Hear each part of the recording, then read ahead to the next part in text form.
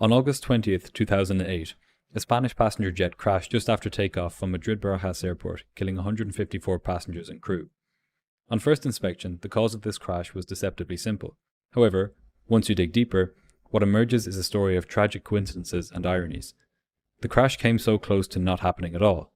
This is not a tale about a plane catching fire or a pilot flying into a mountain at night. This is a complex story about a crash that almost didn't happen. This is the story of Spanair Flight 5022. On the afternoon of August 20th, 2008, 166 passengers and 6 crew boarded Spanair Flight 5022 at Madrid-Barajas Airport in Spain. Their destination was Gran Canaria Airport in the Canary Islands, a 3-hour journey. Most of the passengers were Spanish, but there were a small number of other nationalities on board, including some Germans, French, Turkish, Italians, and others. The majority were holidaymakers, looking for a break from the stifling Madrid summer. The captain, 39-year-old Antonio Garcia Luna, was an experienced pilot, with over 8,000 flying hours. He had previously served in Spain's Air Force, where he had been a flight instructor and test captain.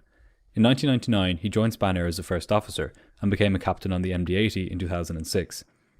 The reports of his tests, simulator sessions, and line training indicate that he was an above-average pilot.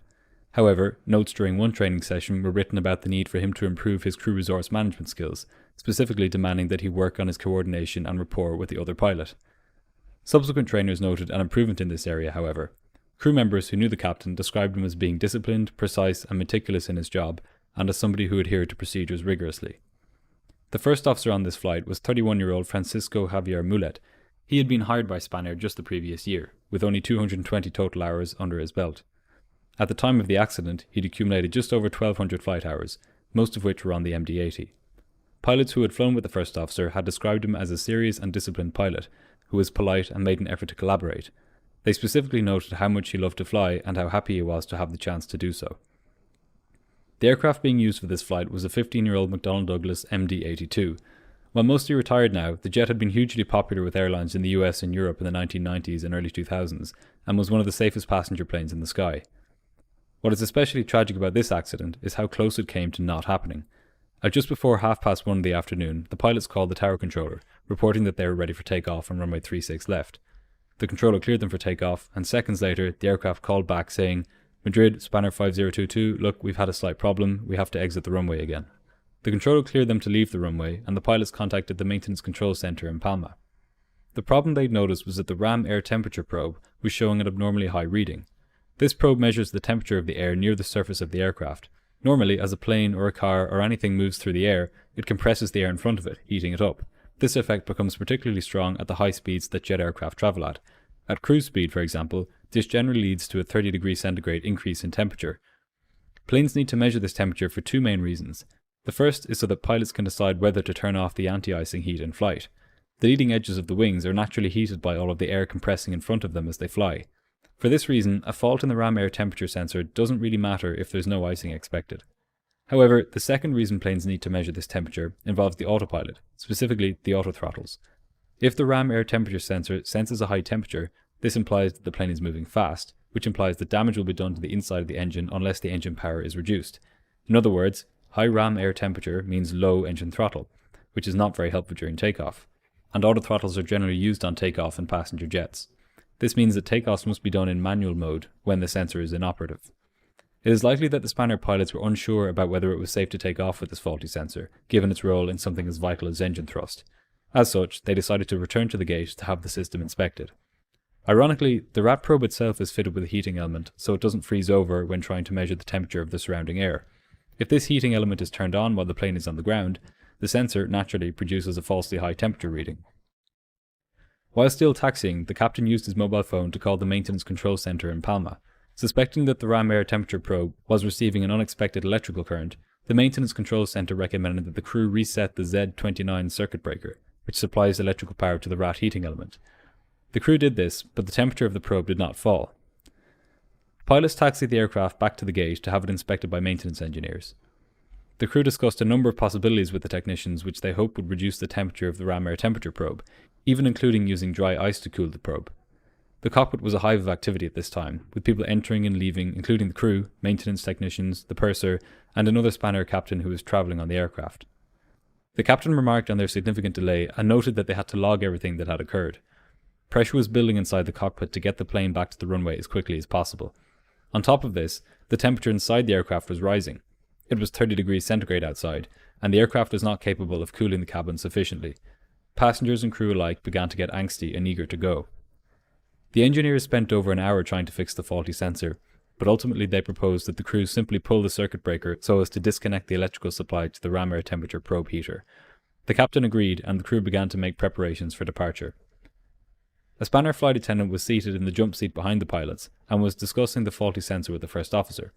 Meanwhile, the plane was starting to be refueled.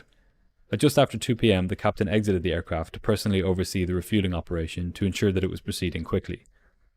Because the plane had returned to the gate and shut off its engines, the pilots had to begin as if this were a new flight. This meant contacting air traffic control to request clearance to fly to Las Palmas. The first officer initially called the wrong controller by mistake, as he had left the last frequency set on the radio without preparing the cockpit for flight. This is indicative of the rushed atmosphere inside the cockpit at the time. It is exactly in abnormal situations like this when pilots need to adhere most rigorously to procedures.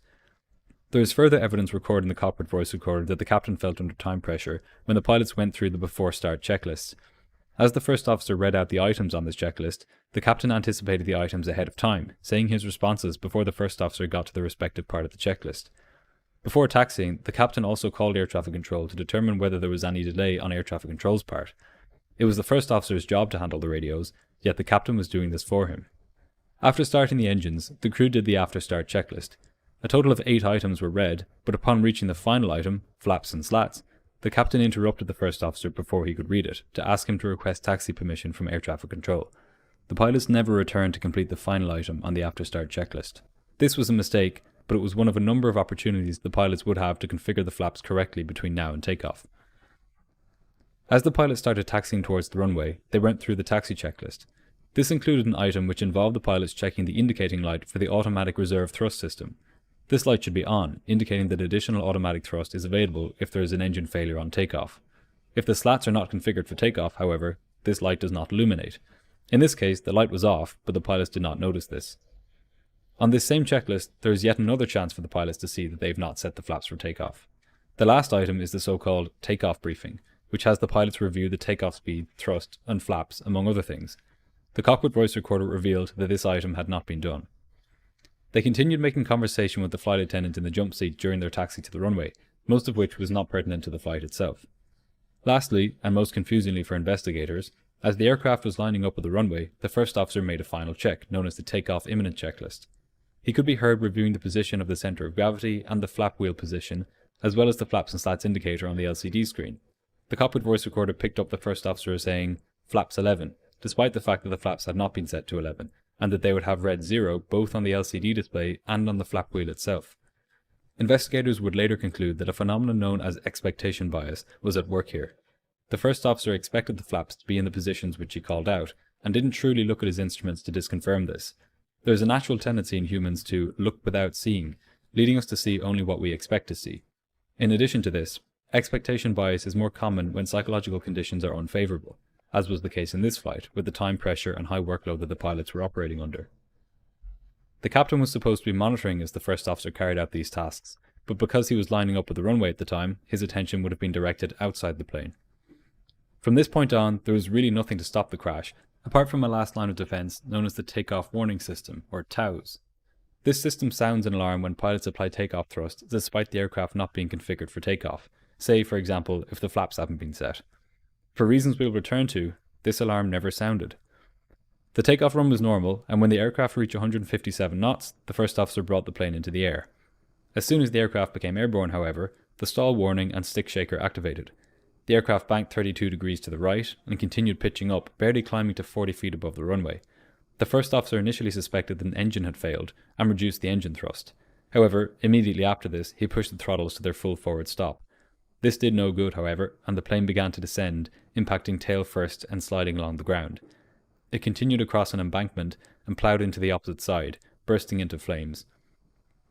All of this, from the time of liftoff to the explosion, happened in just over 10 seconds.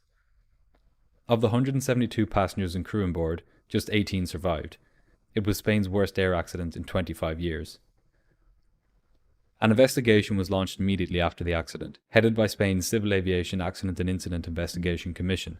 It goes without saying that the crew's failure to deploy the flaps was identified as the main cause of the crash. This, however, is like the tip of the proverbial iceberg when it comes to the causes of this crash. The deeper reasons for the crash, and the reason that the flaps were never deployed in the first place, go much deeper. If you think back to the start of this episode, you'll remember that the crew turned back from the runway just before their first attempt at takeoff. The irony here is that the aircraft at this point was perfectly flyable, flaps and all. In fact, the high temperature reading from the RAT sensor had been present on a number of this aircraft's previous flights, and each of them had taken off without issue. The crew's vigilance and safety-mindedness at this point of the flight became the thing that ultimately ended up killing them. They turned back to the gate out of an abundance of caution, and in doing so imposed time pressure on themselves which they were unable to deal with. Their safety-minded attitude evaporated in the heat of the tarmac and under the pressure of their ever-lengthening delay. They began to rush through checklists, skipping key items, and skimming through visual checks. They began to look without seeing. The clearly delineated roles of captain and first officer began to meld together, and it stopped being clear who was responsible for what. Another irony in this accident is that the failure of the takeoff warning system, the last line of defense before takeoff, may have been related to the failure of the ram air temperature probe heating element, which is the reason the plane had to return to the gate after its first attempt at takeoff. These systems rely on the same electrical relay for their operation, and the investigation concluded that it was possible that this relay had failed. Other documentaries on this accident have mentioned this linkage between the takeoff warning system and the ram air temperature probe as a certain thing, but the truth is that after extensive inspection and testing of the relevant components, the investigation could find no reason that the takeoff warning system was inoperative on this flight. Interestingly, almost a year after the accident, another Spanair aircraft preparing to depart from Palma de Mallorca to Barcelona received a high ram air temperature indication while taxiing. The crew noticed that the temperature read 99 degrees, which was the most the two-digit instrument display could read. They remembered the Spanair crash the previous year and decided to test the takeoff warning system. They found that it did not work. The crew double-checked that their aircraft was properly configured for takeoff and decided to depart for Barcelona after logging the fault in the airplane's maintenance book. Boeing reported that it was aware of 6 cases that had been communicated by airlines from the year 2000 to 2008, in which there were combined high ram air temperatures and failed takeoff warning system tests, of which 4 were solved by replacing this electrical relay which both systems draw power from. It is thus possible, but not certain, that in the case of Spanair Flight 5022, the takeoff warning system failed for the same reason that the ram air temperature heating element malfunctioned. An exact mechanism for this failure has never been established, however. The final report into this accident included a number of recommendations so that crashes like this would not occur again. Among them, the report recommended that procedures for the MD-80 and similar aircraft are amended so that the takeoff warning system is tested by pilots before every flight. They also recommended that the European Aviation Safety Agency and the Federal Aviation Authority change the certification requirements of aircraft like the MD-80 such that the takeoff warning system cannot be disabled by a single fault, and that it provide crews with a clear warning when it fails. The report determined that had the first officer reacted to the stall after takeoff by keeping the nose below 13 degrees instead of pulling it up to 18 degrees, the flight may have safely climbed away from the runway. As such, the report recommended that takeoff stall recovery become a mandatory part of the initial and recurring training programs of airline pilots. Finally, a series of recommendations were made in relation to crew resource management, as this was a key contributor to the Spanair crash. Among them was the recommendation that EASA, the European Aviation Safety Agency, when evaluating airline training programs, ensure that the concept of a sterile cockpit is stressed, along with the consequences of even minor distractions, and also that examples of accidents are included in which the lack of a sterile cockpit was a relevant factor.